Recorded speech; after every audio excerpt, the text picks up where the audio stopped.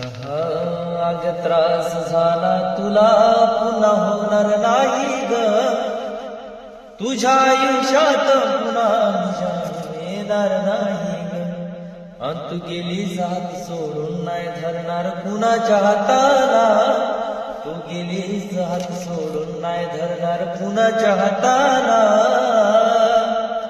आडोशाला उभा राहून मी पाहिल तुझ्या सुखाला, आडोशाला उभा राहून मी पाहिल तुझ्या सुखाला.